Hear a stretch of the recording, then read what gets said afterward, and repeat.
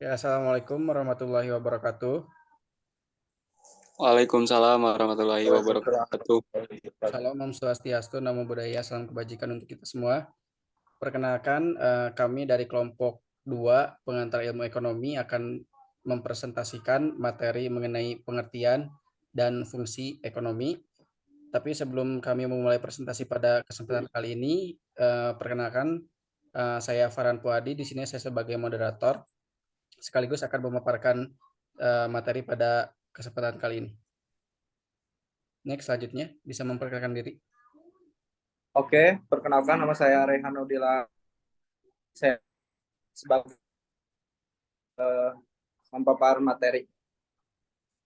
Selanjutnya, Oke, selanjutnya perkenalkan nama saya Cepi Olidin, saya sebagai pemateri pertama. oke baik. Eh, kita mulai saja untuk presentasi pada kesempatan kali ini.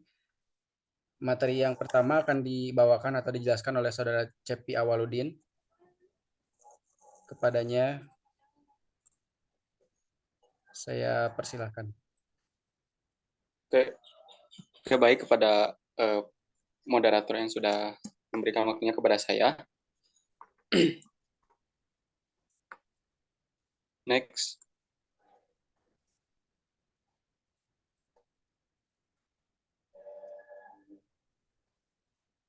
Jadi untuk di sini yaitu pengertian dan fungsi ekonomi. Yang pertama pengertian ilmu ekonomi, di mana pengertian ilmu ekonomi ini adalah ilmu yang mempelajari perilaku manusia dalam memilih dan menciptakan kemakmuran. Inti masalah ekonomi adalah adanya ketidakseimbangan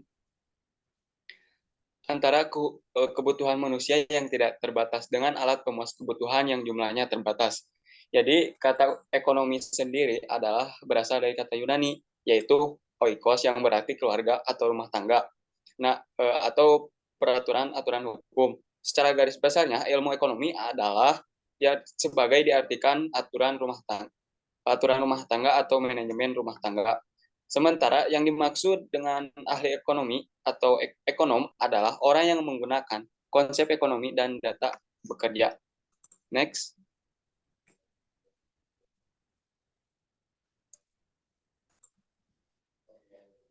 Nah, untuk sejarah sendiri, Adam Smith sering disebut dengan pertama mengembangkan ilmu ekonomi pada abad ke-18 dengan sebagai satu cabang tersendiri dalam ilmu pengetahuan. Melalui tulisannya yang berjudul Well of Nation, Smith mencoba mencari tahu sejarah perkembangan eh, perkembangan negara-negara di Eropa sebagai seorang ekonom. Smith tidak melupakan akan moralitas terutama yang tertuang dalam The Theory of Moral Change dalam bukunya. Next, untuk menurut Adam Smith, ilmu ekonomi adalah ilmu yang mempelajari tingkah laku manusia dalam usaha mengalokasikan sumber-sumber daya yang terbatas guna mencapai tujuan tertentu. Untuk selanjutnya, menurut Paul Samuelson 1970, ilmu ekonomi adalah ilmu yang mempelajari perilaku manusia bagaimana melakukan tindakan pemilihan terhadap berbagai alternatif yang mungkin ada. Yang selanjutnya, yang terakhir adalah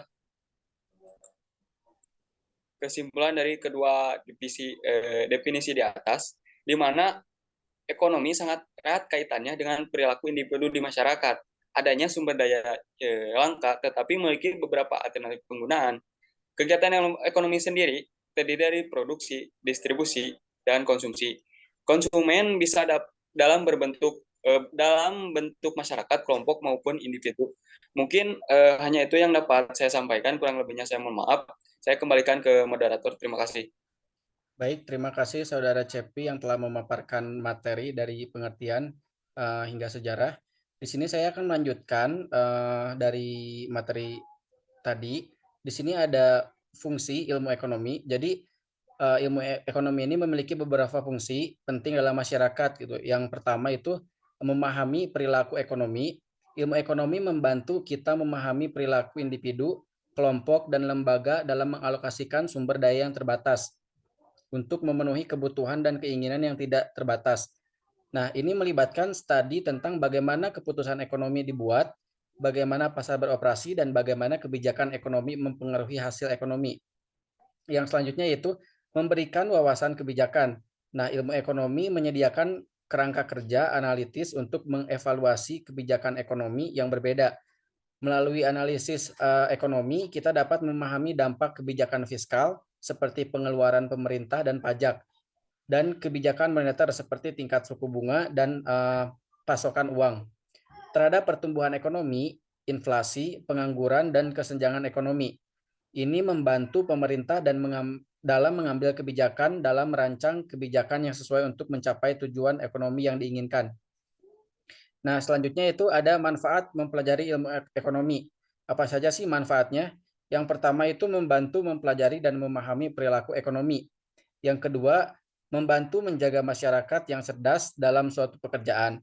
Yang ketiga, membuat untuk efisien dan efektif dalam berperan di berbagai pekerjaan.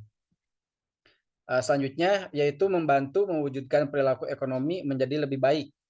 Yang selanjutnya membuat menjadi lebih mahir dalam perekonomian. Dan yang terakhir memberikan pemahaman atas potensi dan keterbatasan ekonomi. Nah, itu adalah fungsi dan manfaat dari ilmu ekonomi. Materi selanjutnya akan dijelaskan atau dibacakan oleh Saudara Raihan. Kepadanya saya persilahkan. Oke, baik. Terima kasih saudaraku. Saya di sini akan menjelaskan ilmu ekonomi berhubungan dengan hukum ekonomi. Baik, hukum ekonomi adalah hubungan antara peristiwa-peristiwa ekonomi, contohnya ke hukum permintaan dan penawaran. Oke, next. Hukum permintaan berbunyi, apabila harga naik, maka jumlah barang yang diminta akan mengalami penurunan. Dan apabila harga turun, maka jumlah barang yang diminta akan mengalami kenaikan. Oke, next. Hukum penawaran berbunyi, bila harga tingkat mengalami kenaikan, maka jumlah barang yang ditawarkan akan naik. Dan apabila tingkat harga turun, maka jumlah barang yang ditawarkan akan menurun. Baik, terima kasih. Baik, terima kasih kepada Saudara Raihan dan Saudara Cepi yang telah memaparkan presentasi pada kesempatan kali ini. Semoga ilmu yang kita jelaskan atau kita paparkan bisa bermanfaat untuk banyak orang. Mungkin itu saja presentasi dari kelompok 2 mengenai pengertian dan fungsi ekonomi. Mohon maaf apabila ada kesalahan. Wabillahi taufiq wal hidayah. Wassalamualaikum warahmatullahi wabarakatuh. Waalaikumsalam warahmatullahi wabarakatuh. Foto duluan, foto dulu. Bentar. Bung Anjay. lagi.